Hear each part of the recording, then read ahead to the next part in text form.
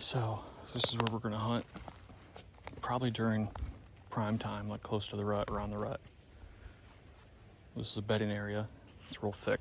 This is like a little clearing inside it, but we hunted here probably about 50 yards this way last year and just saw more bucks than we'd ever seen before. My buddy shot a buck right on the other side of this. There was like 5 of them coming in chasing a doe. We were set up just on the edge of bedding and gave him a good shot, and he killed a good deer there.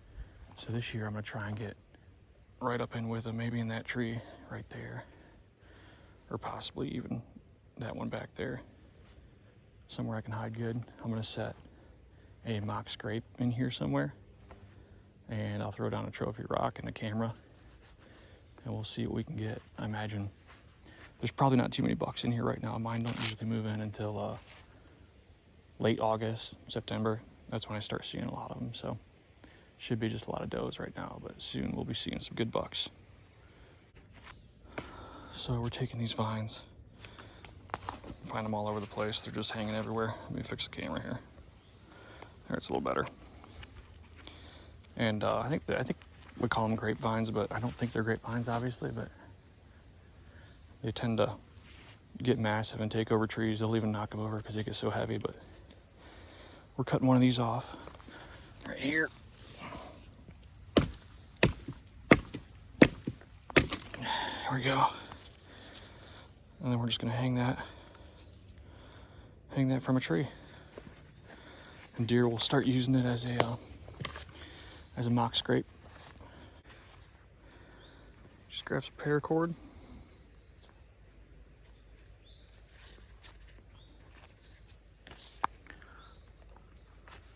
I'm gonna pull this tree down as best I can here without breaking it. There we go.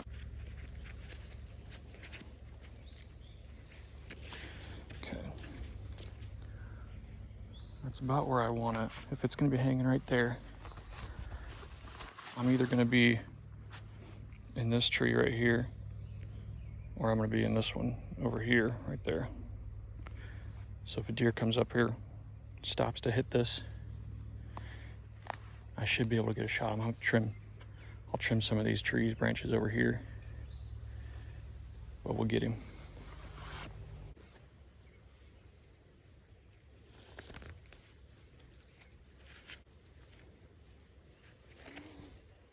Just pull that tight. See where that hangs.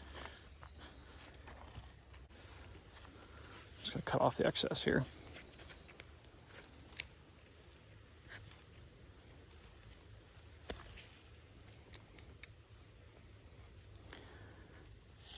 Should be good.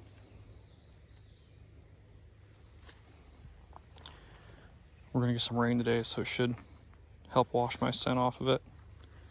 It won't be too spooked, but I mean, by the time the bucks get here, it'll be smelling like does and everything else. So now we got to figure out a spot for the trail cam. Maybe that tree right over there. So I got this thing mounted. It's about 6 foot high in the tree right now. I got to change the batteries in it still. I got to point it down so it's pointing. There's a big heavy trail right here that comes in. I'm gonna change the batteries in that, point it down at this scrape. Usually I like to take a stick, or if you got a rake, I just didn't want to carry a rake in here, but rake up the ground right here, and you can even pee in it. You don't need to go buy all these fancy deer scents and lures and all that stuff. It doesn't matter. I mean, I pee in them, and then later that day I'll usually have deer coming in and checking it out.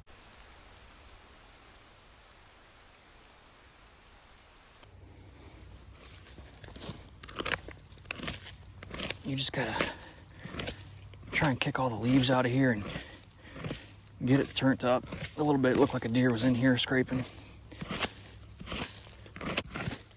Kind of catches their attention too, because they'll be walking through here and see that, and they know what that is.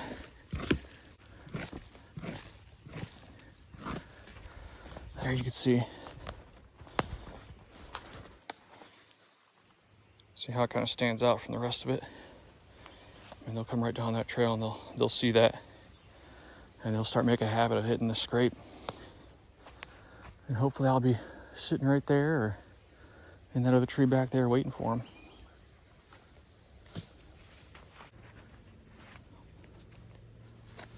So if I'm gonna be in this tree, I want to try and get all this debris at the bottom of the tree cleared out. And if I could pile it up right here behind me, maybe I can prevent the deer from walking behind me and winding me.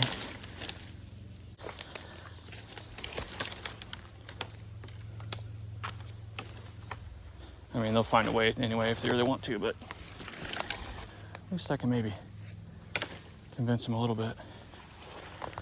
But yeah, get all these sticks away from the base of the tree where you're gonna be climbing in and out, because you want to be as silent as possible when you're getting set up, especially in the bedding area like this, because you just don't know. And they could be in here with you when you get in here.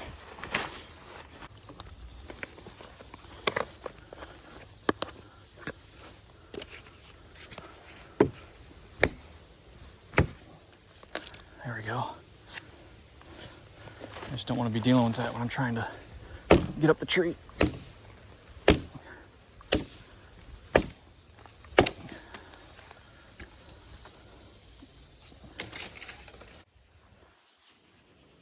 So, right over there is our mock scrape. It's probably, I don't know, 12 yards from the base of the tree. I might try and get another tree, maybe this one right here, get that one kind of ready in case I don't want to be sitting that close. I might not want to sit that close. So we'll check this tree out. All right, if I want to use this tree, I'm going to have to clear this stuff out.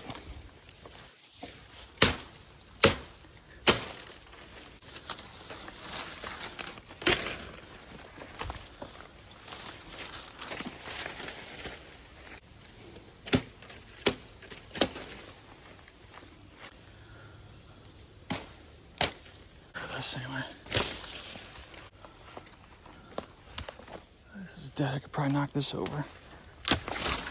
Yep. I mean, I'll come back with a pole saw and I'll hit some of this taller stuff. But this might be a good spot because then I'm a little further. I'm probably 20 yards from that mock scrape, which is a good shot. I like that. I like that distance. So I'll at least have 2 trees to pick from. Whichever one I pick, I don't know, it'll be probably a game time decision. Here guys, wrap this video up.